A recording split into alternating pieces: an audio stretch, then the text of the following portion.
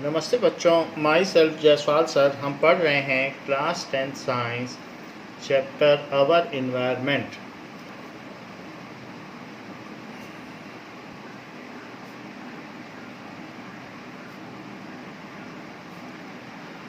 The physical and biological world where we live is called our environment. The physical and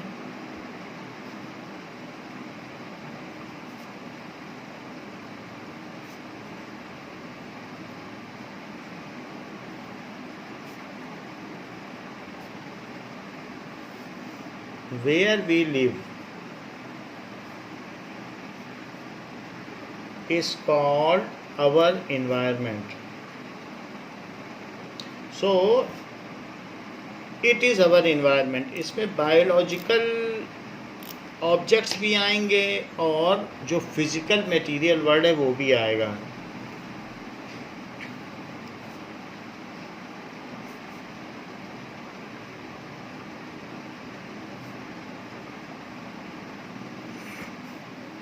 So environment includes our physical surrounding like air, water bodies, soil and other organisms with which we are interacting.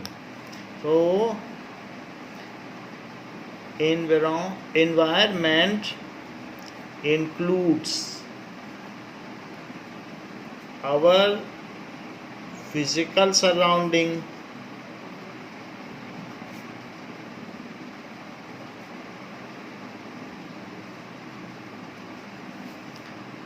for example water bodies, air, soil. If any of these get degraded, then our environment get polluted. So water bodies get degraded, air get degraded, or soil it get degraded, then we can say that our environment get polluted. It also includes all the organism and all the organism with which we are living or interacting.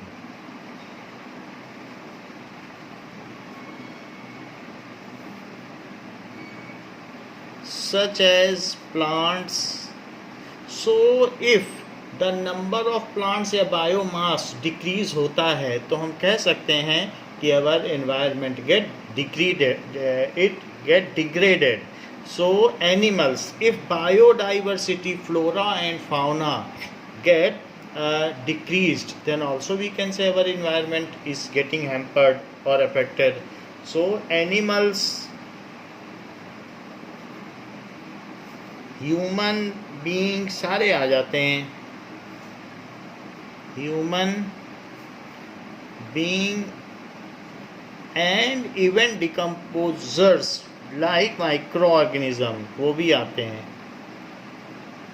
Micro organism because they complete biogeochemical cycles of CO2, N2, O2, water cycle. So they are also coming under this, like bacteria and fungi.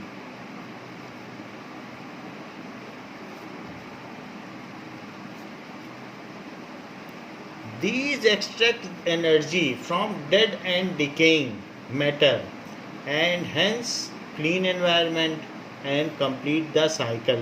They break down the complex organic material into simple inorganic substances.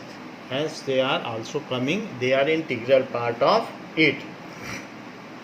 We know that we are extracting the things from natural resources which are a part of our environment. So the human is doing this activity at uncontrolled rate, while other animals, birds, these are doing it in a controlled rate and for survival. But we are doing it for our betterment and for our development. So it becomes at uncontrolled rate. For our profit we are doing. So it damages our environment at a great extent.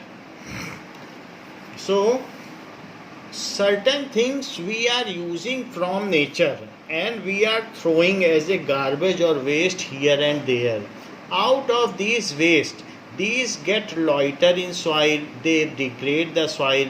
Some of the smokes and exhaust coming out from chimneys of factory degrade our air quality, and some of the effluent which are going like warm water, boiling water, and the chemicals, they are going to water bodies and pollute water body. They change the pH of water body, hence endangers the aquatic life of water bodies. तो इस तरीके से बहुत सारी मछलियाँ मर जाती हैं जहाँ पर भी केमिकल फैक्ट्री, उसमें से बहुत सारा फ्रॉथ निकलता है, झाग निकलता है और केमिकल निकलता है, तो वहाँ आसपास वाटर बॉडी में जो एनिमल्स हैं वो मर जाते हैं. जिस वाटर बॉडी में जितने ज़्यादा एक्वेटिक एनिमल्स होंगे, फिश होंगे, तो उसमें ऑर्गेनिक मटेरियल को वो खाते हैं और उसे क्लीन करते हैं.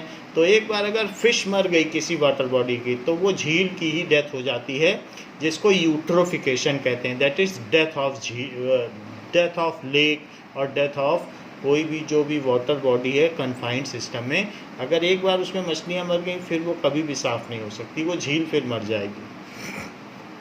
Now there are certain, as we know that we throw garbage, as our lifestyle is such that garbage is reproduced, out of which some are biodegradable and some are non-biodegradable waste. So what is biodegradable waste?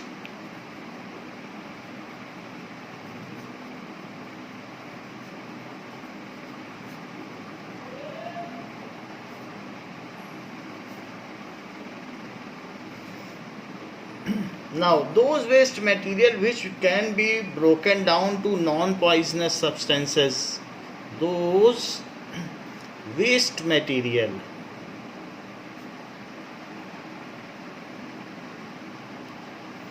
which can be broken down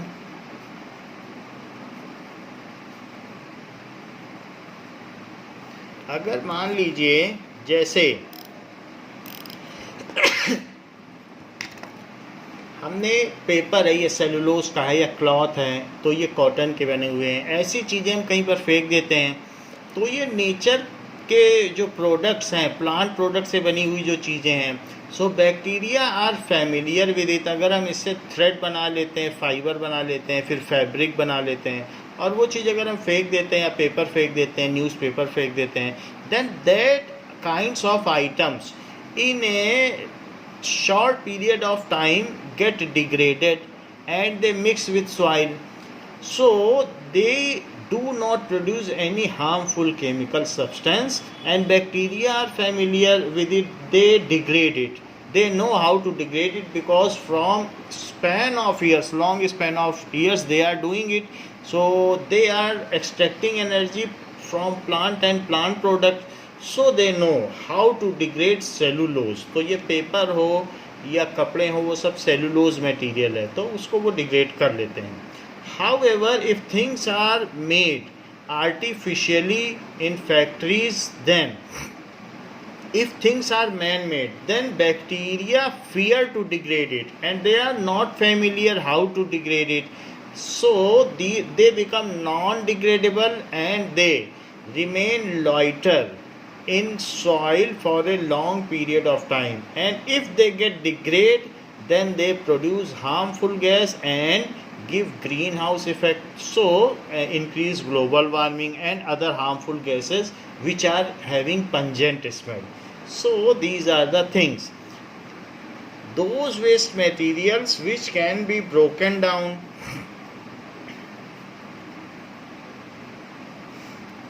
to non-poisonous substance.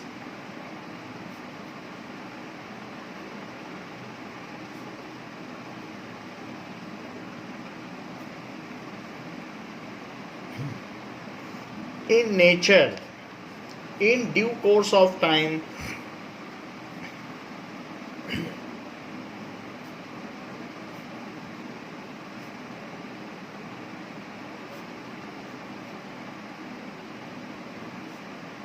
by the action of microorganism like certain bacteria, by the action of microorganism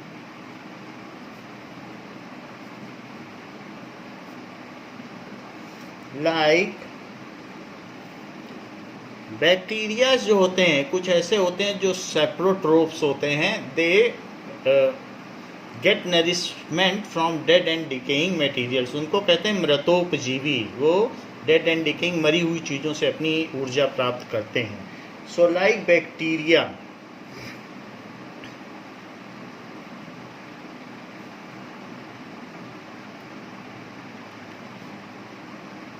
are called, ऐसे material को कहेंगे biodegradable waste.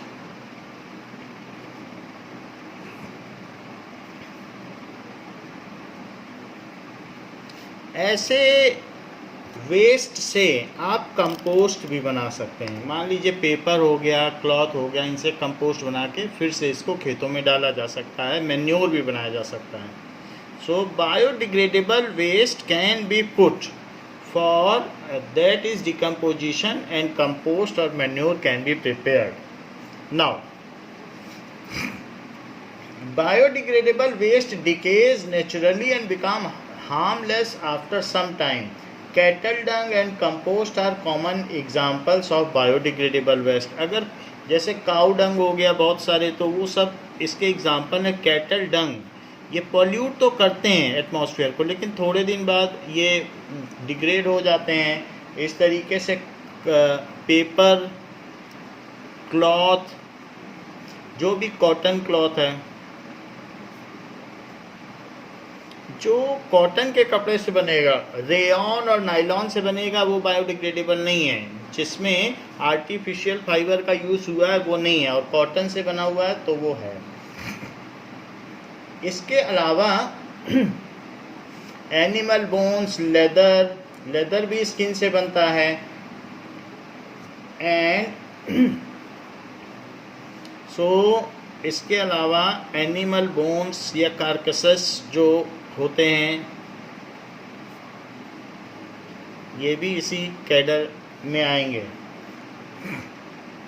Vegetable peels, jute की रस्सी बनती है, चारपाई बनती है, और वेजिटेबल के छिलके, vegetable peels comes under biodegradable waste.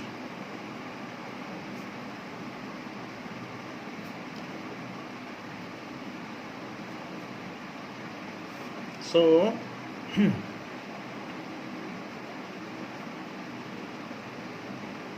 next is non-biodegradable waste.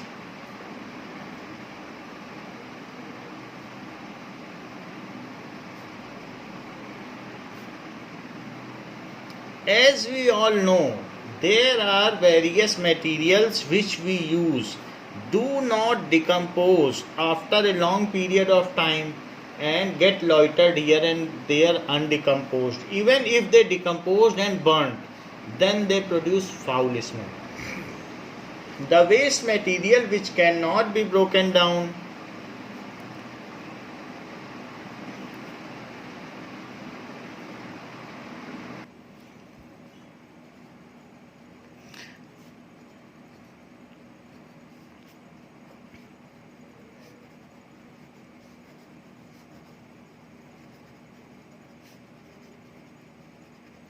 so into non-poisonous or harmless substance, into non-poisonous or harmless substance.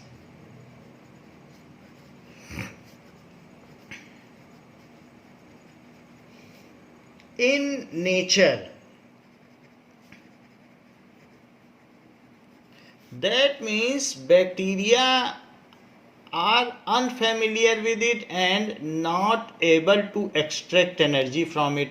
वो सब्सटेंस उनके लिए नया है, उनको मालूम नहीं कि उसको कैसे क्रैक किया जाए और एनर्जी ली जाए. सो वो ऐसे ही पड़े रहते हैं. Are called non biodegradable.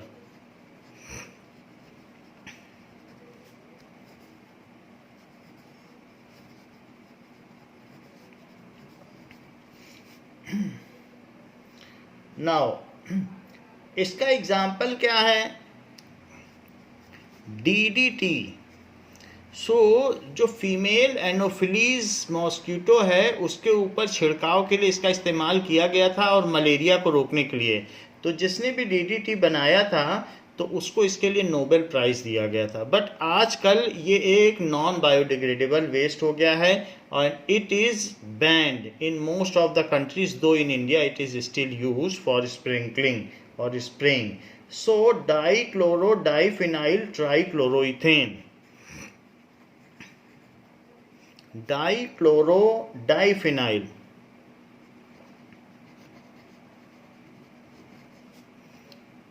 Trichloro ethane,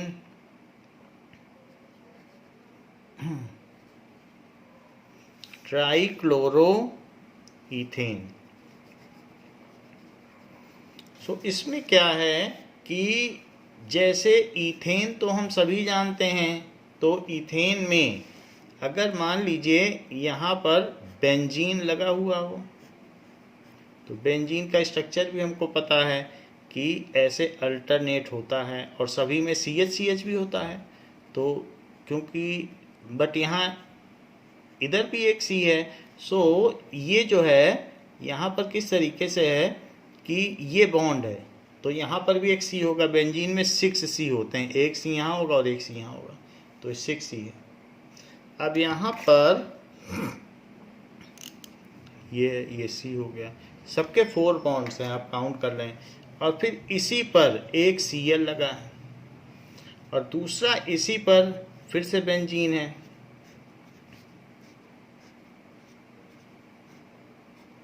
तो ये देखिए ये भी बेंजीन है और इस पर भी इसी तरीके से अल्टरनेट या conjugated system of double bond है और यहाँ पर भी एक Cl लगा है और बाकी सब पे CH है और सभी के 4 बॉन्ड हैं।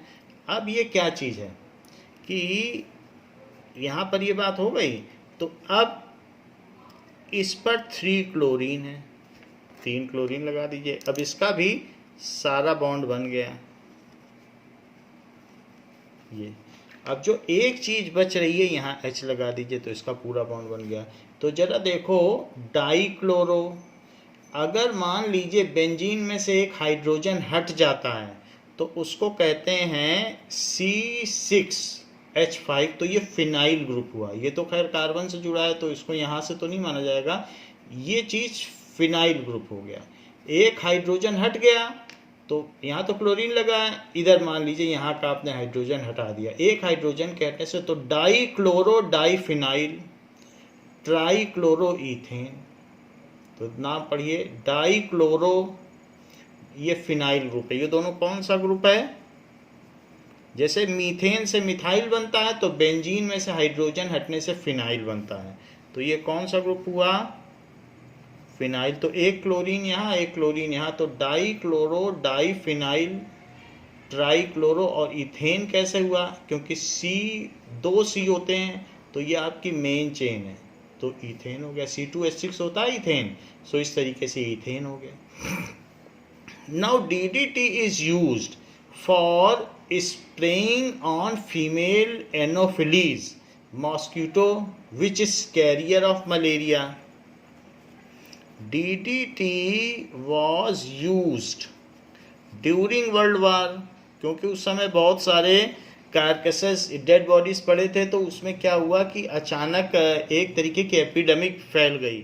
was used during World War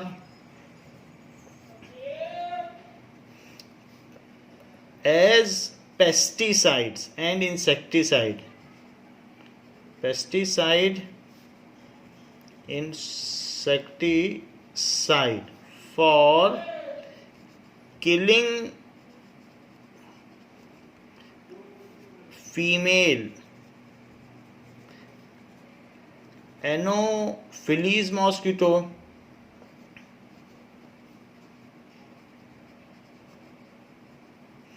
which is carrier of malaria, जो कि प्लाज्मोडियम प्रोटिस्टा या प्लाज्मोडियम का बना हुआ जो प्रोटोजोआ है, विच is carrier of protozoa Plasmodium.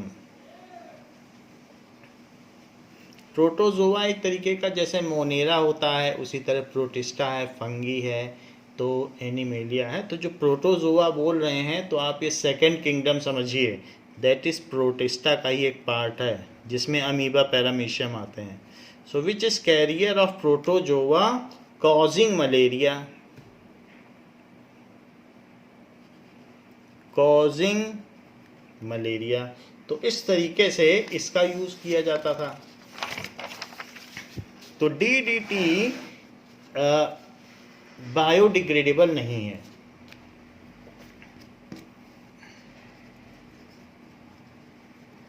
Now DDT, if we spray DDT then through farms or field, it run off to nearby water bodies during rain। अगर आपने DDT की छिड़काव कर दिया अपने खेतों में कीटाणुओं को मारने के लिए, कीड़ों को मारने के लिए, then that will either through plant sap it goes to plant body and contaminate the fruits and vegetables, and the remaining part will dissolve in soil, however remain undecomposed, and ultimately run off to nearby water bodies. There it is gulped by fish, and in a small fish it is getting preserved in its alimentary canal or digestive tract. So and in blood. So why with water it goes to the small fish. Small fish are regularly eaten by large fish. So in a small fish its percentage is 5%. However in large fish which regularly eating DDT, then the percentage increases because they are a regular eater, so it increases 10%.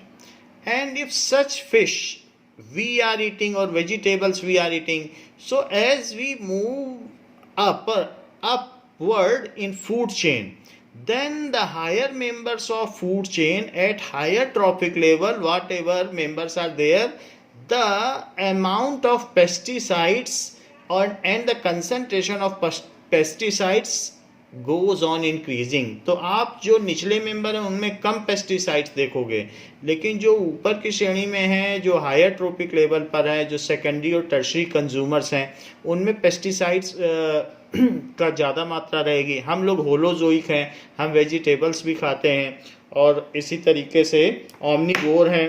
So we eat vegetable and meat, so in this case also the amount of pesticide is more in our body. So this increase in pesticide from lower to higher strata, या from lower level of trophic level to higher trophic level, the increase in pesticide is called biomagnification। वैसे हम आपकी जानकारी के लिए बता दें कि DDT अगर एक बार हमारी बॉडी में आ गया तो 60 ईयर्स तक ये डिकम्पोज ही नहीं होता, ये हमारी बॉडी में ही पड़ा रहेगा। तो अल्टीमेटली ये हमें ही हार्म करता है। हमने इसे कीटाणुओं को मारने के लिए किया था, but it ultimately damages our organ. So इस तरीके से इसका मैग्निफिकेशन होता रहता है। तो वही बात यहाँ पर है कि ultimately it causes bio magnification. इस टर्म को हमें याद रखनी है, आगे आएगी तो हम आपको फिर से बता देंगे। नाउ DDT हो गया, इसके अलावा plastic,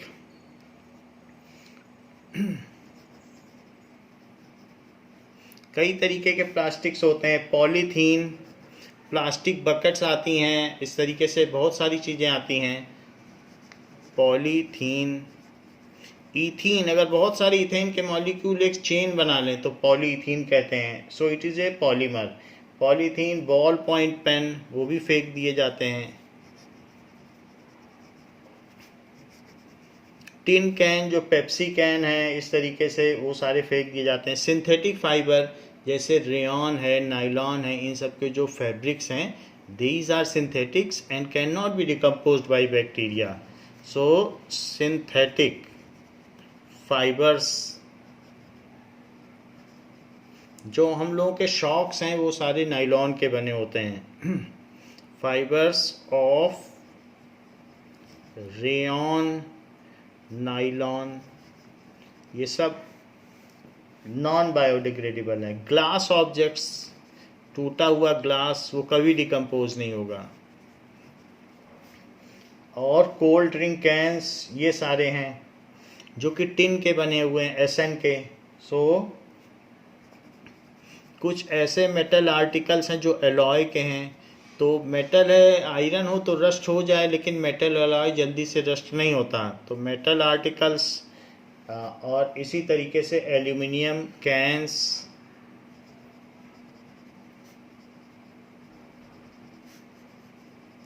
they not only decrease the beauty of some place, but they also degrade the composition of soil. इस तरीके से होता है।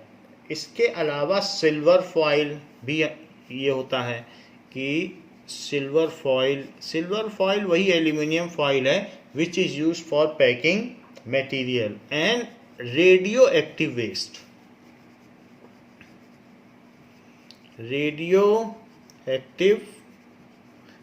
रेडियो एक्टिव वेस्ट जहाँ पर हम लोगों का एटॉमिक रिसर्च सेंटर है, जैसे भाभा एटॉमिक रिसर्च सेंटर है, तो उसमें बहुत सारा जो एफ्लुएंट है वो तो वाटर में चला जाता है, लेकिन यूरेनियम के डिकम्पोजिशन से बहुत सारा ऐसा वेस्ट भी बनता है, जैसे थोरियम बन जाता है या और radioactive materials. So they are buried deeply underground, then also their radiations are so strong that they are affecting the persons living in that area. Though this radioactive waste is deeply buried underground in some island, but the inhabitants of that islands are affected. So it adversely affects the health of the persons living nearby. तो radio active waste का भी है। दिल्ली में हम कई बार देखते हैं radio active waste से कई लोग मर जाते हैं। तो it is having a large waste market, waste product market, तो उसमें कई बार ऐसा आ जाता है। Now there is a also urgent concern of the electronic waste. So how to decompose और dispose of those electronic waste, because it is increasing at higher rate than the new products are made. So that is also a cause of concern. The waste material, ये सारे जो भी हैं ये non biodegradable हैं। Non biodegradable waste are major pollutants in the environment. तो non biodegradable materials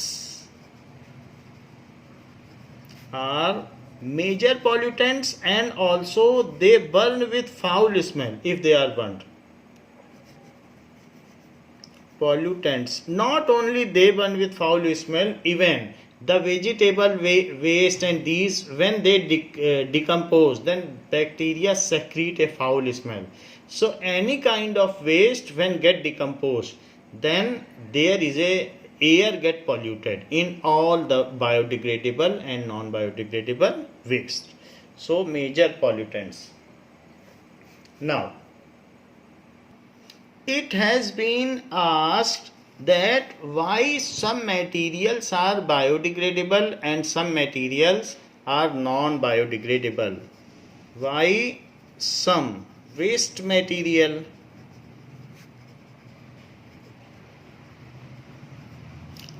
are biodegradable and some are non-biodegradable.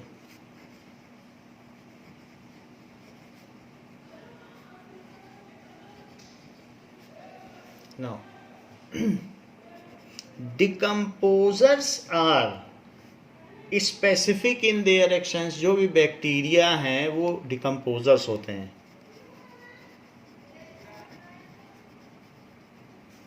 So decomposers that is bacteria या सेप्रोट्रोफ भी कह सकते हो, जो इस तरीके से करते हैं। तो सेप्रोट्रोफ, तो saprotrophs are specific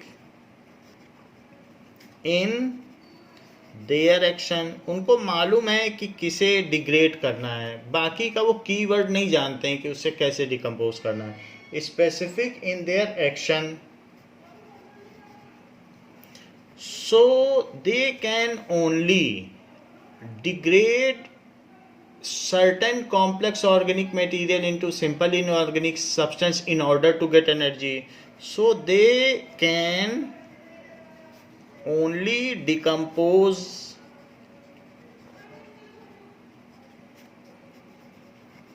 certain complex organic material that are plant and animal products. जो ऑर्गेनिक मटेरियल की बात की जाती है, हमको मालूम है कि ऑर्गेनिक केमिस्ट्री क्या होती है। सो दैट आर प्लांट या एनिमल प्रोडक्ट ही होगा। जैसे लेदर की बात की गई,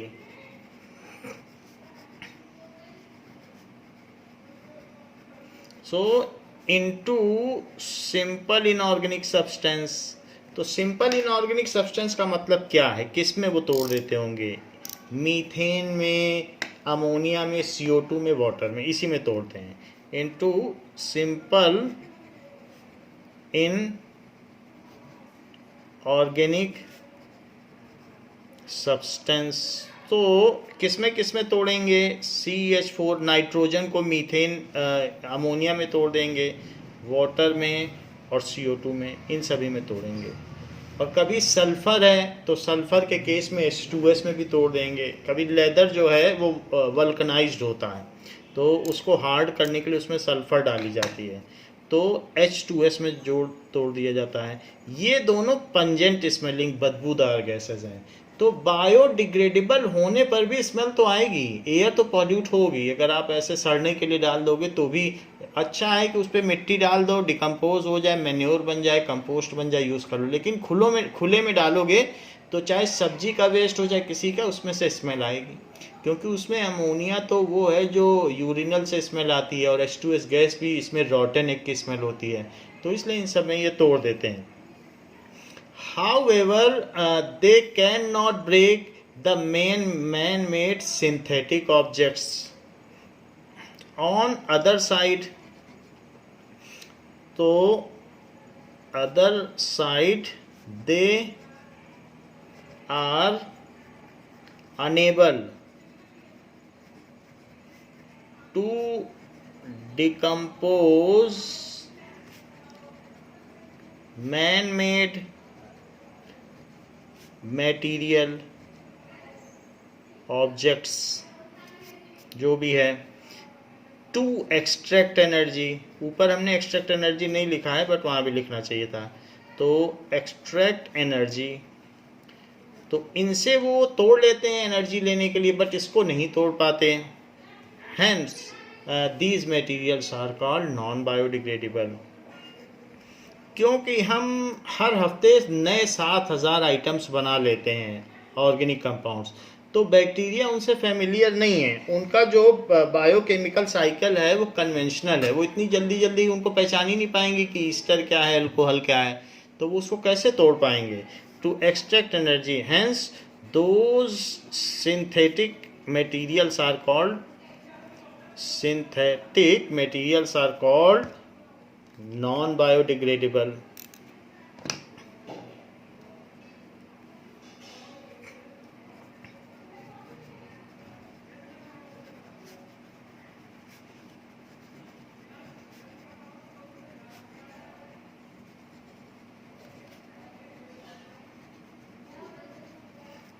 नाउ ये तो बात हो गई कि क्यों कुछ चीज़ें बायोडिग्रेडेबल हैं, कुछ बायोडिग्रेडेबल नहीं हैं।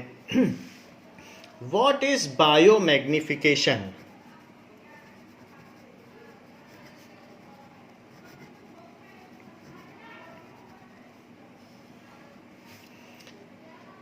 if non-biodegradable material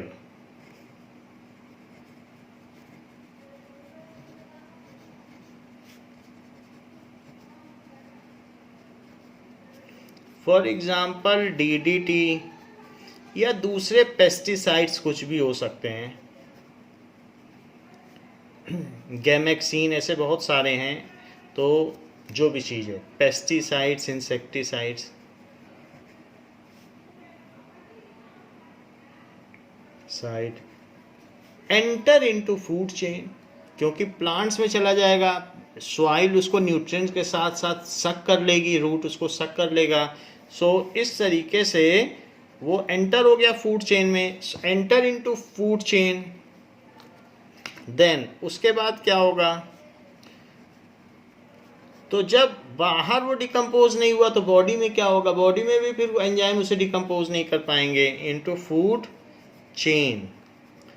then they remain decomposed for many years. Then they remain undecomposed for many years, and their concentration increases from lower trophic level to upper trophic level, from herbivore to carnivore, then secondary carnivore, then tertiary carnivore. So primary, secondary, tertiary 3 level होते हैं carnivore के, and their concentration, DDT की concentration increases as we move, and their concentration increase as we move upward in trophic level.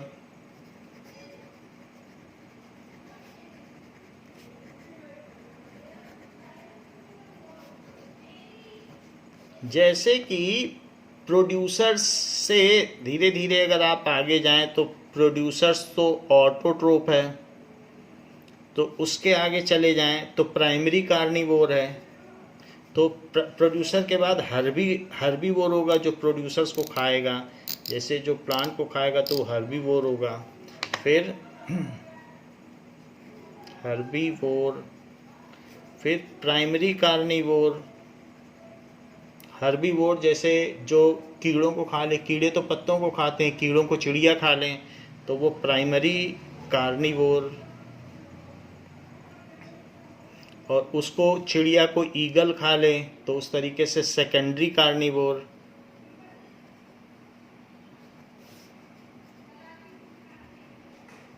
और किसी किसी level में tertiary भी आ जाता है, तो इस तरीके से टर्शरी तक भी किसी किसी लेवल में आता है, वो हम फूड चेन में देख लेंगे, लेकिन इसकी कंसंट्रेशन इंक्रीज होती है।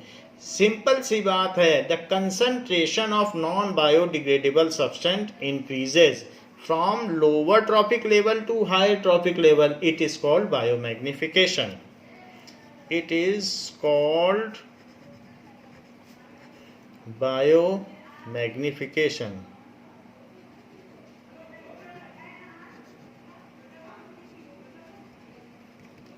तो क्या कहा जा सकता है सिंपल सी बात में, कंसंट्रेशन ऑफ नॉन बायोडिग्रेडेबल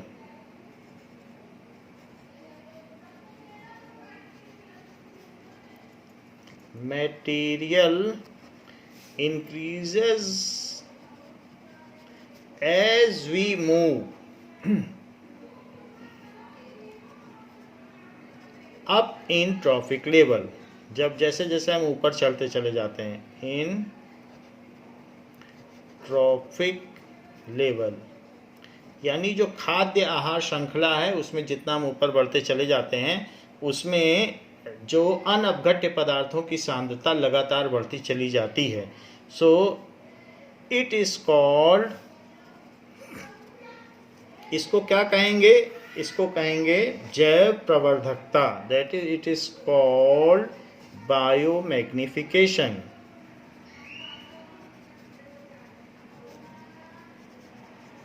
तो इस तरीके से डीडीटी का लेवल हमारे अंदर बढ़ता चला जाएगा जैसे हम ऊपर चलते चले जाएंगे। Ecosystem, now